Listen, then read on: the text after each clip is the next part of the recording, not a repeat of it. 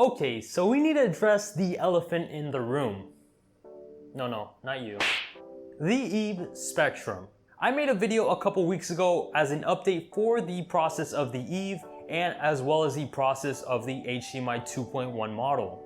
And after I made that video, I got a little bit of hate for it. People were saying that I was being a little bit too harsh on them and that I should give them a second chance. And although they have already announced that they're gonna be shipping out 2 of the 3 models next month, and the 3rd model is gonna be shipped out the following month, I think this is a perfect opportunity to talk about my thoughts on Eve and whether or not you should invest in them. Let's get right into it.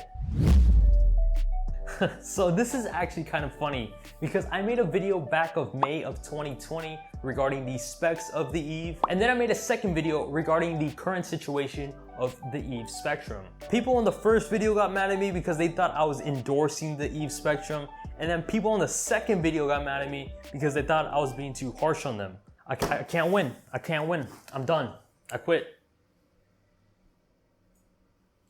Nah, I'm just kidding, I'm back. Last year, they announced their HDMI 2.1 model, which absolutely shocked the gaming community since it was the first HDMI 2.1 monitor announced to the market. And it came in at a perfect time before the PS5 and the Xbox Series X was actually on the market, so it was just mad hype behind this monitor and everything that came with it. Unfortunately though, ever since May of 2020, they have just been delaying it ever since. However, on Eve's defense, they did have the pandemic to endure, and also you have this chip shortage that has been taking all tech companies into crisis mode.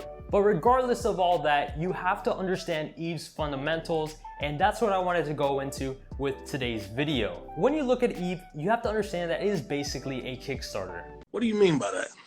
You as the consumer, when you reserve their monitor for $100, you are literally funding their production process. You are literally the sharks in Shark Tank giving money to a company, except you are getting no type of equity in that company. You are just investing in a company because you are, keyword, hoping for it to succeed. And that's totally okay because there are hundreds and hundreds of Kickstarters that end up doing well in whatever industry that they are a part of. But the main problem I have with Kickstarters is that they are great to invest if you have money that you aren't afraid of losing. After all, Kickstarter's success is determined by the amount that it receives from pre-orders to fund the rest of the process. So at any time it could fail, and if you happen to be one of those early adopters or early investors, well, you just lost all your money. And I'm not saying this because I think that Eve is a failure of a product or that I don't believe in it. The thing is that you have to understand what you're getting yourself into. Look, I've been in the tech industry for most of my life. I've seen the ups and downs of companies. I've seen startups thrive.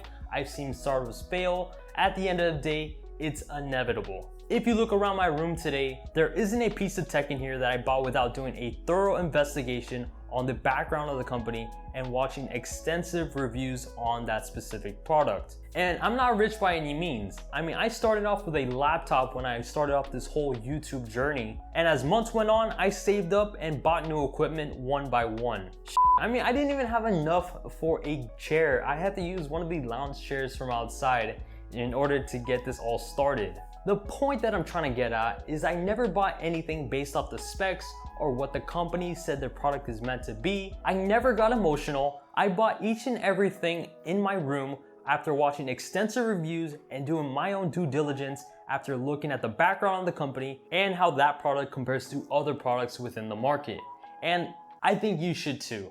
The fact is that Eve does not have any reviews on it from any large YouTubers or testers, and until then, I won't come out and endorse this product and tell people to give this company a second chance until they do so.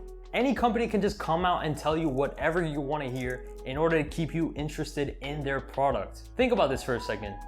Do you think that if those monitors started having power issues and dead pixels whenever they did internal testing, do you think they're gonna put that information on their forums? Absolutely not. Absolutely not. I don't think so. And honestly, I don't think any company would be dumb enough to do that. So once again, for the 3rd time, be careful. If you happen to be one of those people that are already like full into the monitor, you already have it reserved and you're not gonna take your money out, that is totally okay.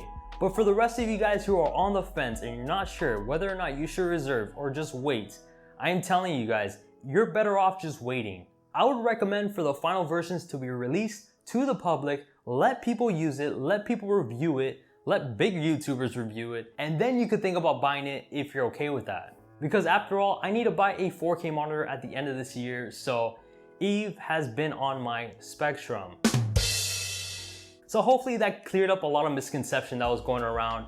Just to let you guys know, I am not bashing Eve. I really do hope that it succeeds, and I really do hope that everything goes well with them. Because at the end of the day, the more monitors that are on the market is better for us. That's more competition between monitor companies, which means they're gonna have to drop the price for all of us. And look, what I said in this video, I would say to any other company that's out there.